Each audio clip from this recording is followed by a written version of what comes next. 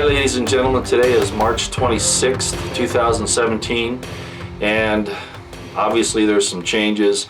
I've added a blue screen and a green screen, and I'll be using these to layer in information behind me during certain presentations as I get the time. It won't happen often. It's not just for variety, it's also a tool. So we'll see how that goes. That's the first thing I wanted to say. The second thing is I wanted to bring up again OpDeepState.com. It's the website where you can go and spend just 1 minute is all.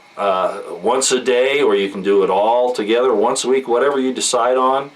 And you can download one of those form letters and either email it to the people involved that they're addressed to, or you can send it snail mail. And it's a good way to get involved. It's small, yes, but a lot of people doing this will be a big thing.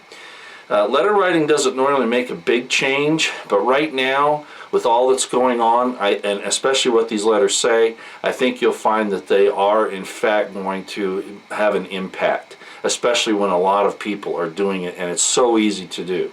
So I encourage you to go to the website and to take care of that. That was the first thing I wanted to bring up.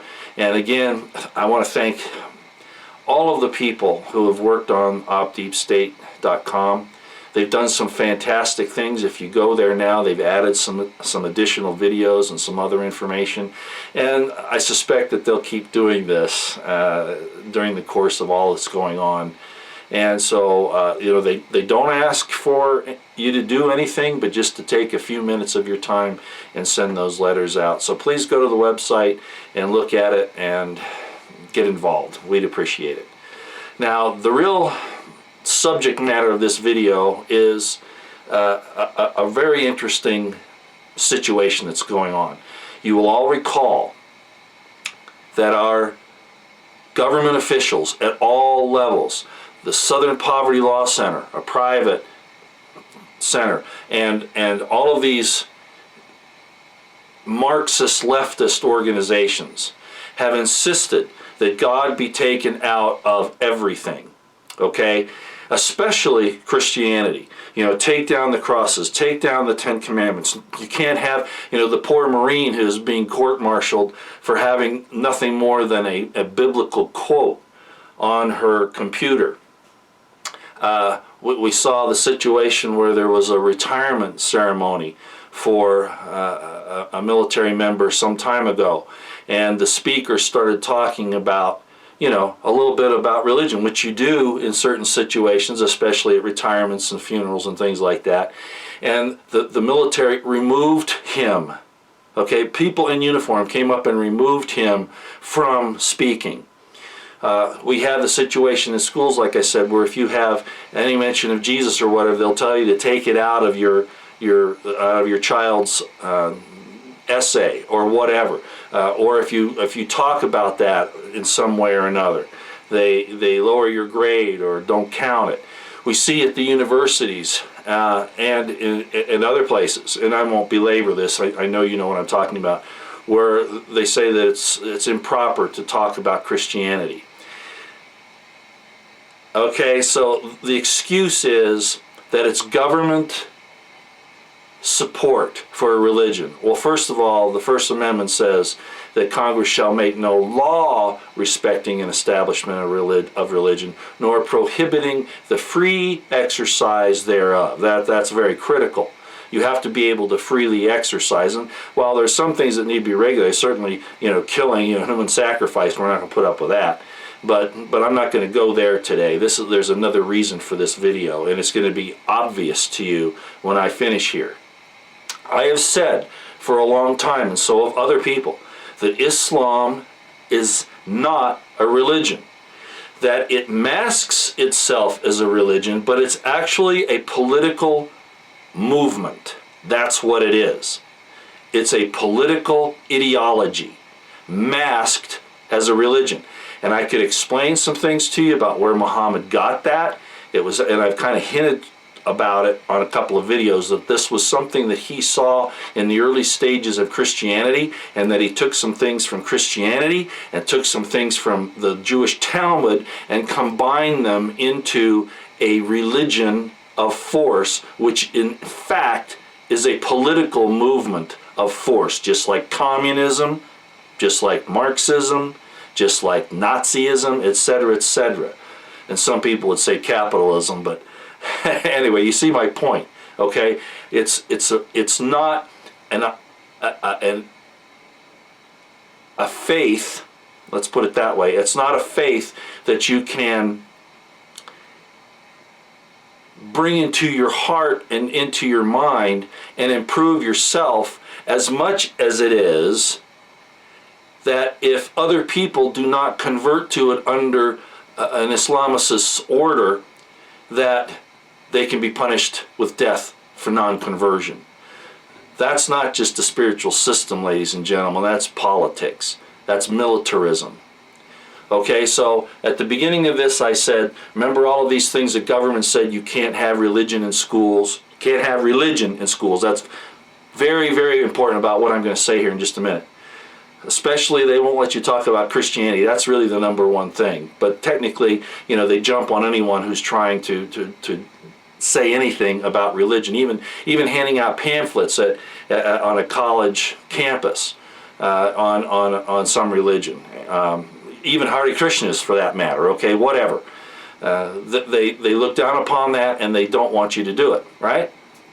What have we seen here in the last, wow, especially the last year? It's been going on in increments for some time, but what have we seen? We have seen actual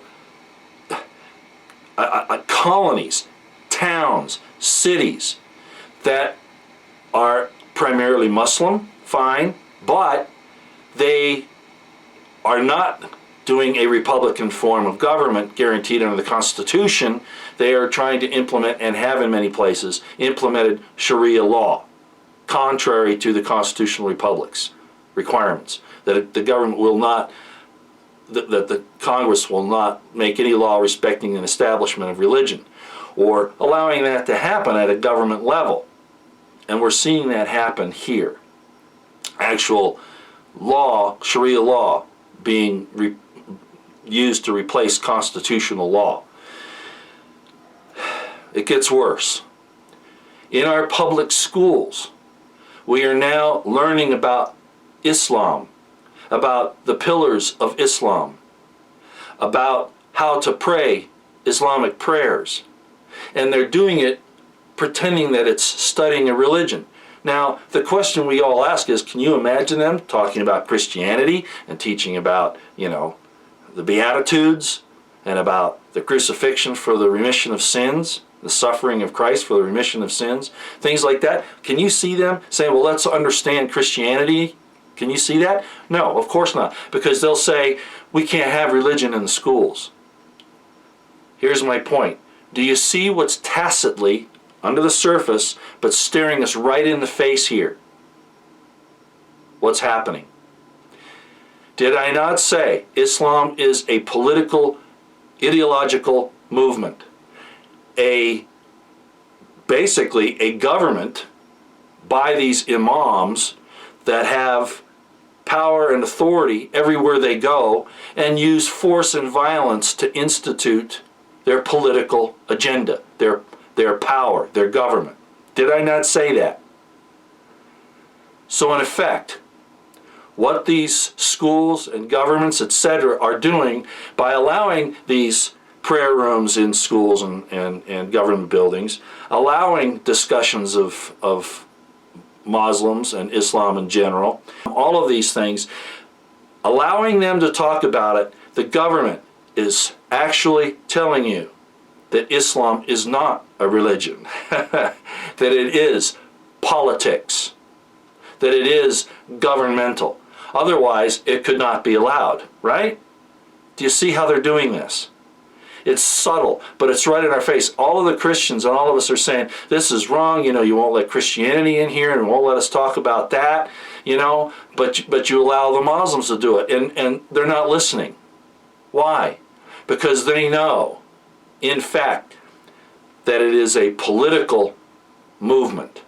It is a political ideology more than it is a religion. They've just taken the stand, our governmental leaders and the SPLC and all these other disgusting things out there that are trying to take down the Constitutional Republic of the United States and use all kinds of divisions to do it, racism, religion, etc., etc. And they're allowing Islam to be taught and flourish to such an extent that they'll allow military operations, which is what this refugee crisis really is, against us and against the Europeans anywhere. Notice Japan doesn't let them in, neither does China, because they're political movements and they recognize it. So by their own fruits, by their own actions, all of the governmental and private organizations that have been pushing Islam prove that it is not a religion, or they wouldn't allow it there under their own directives. This is politics. This is governmental. They've admitted that Islam is not a religion, but is in fact a political, ideological movement.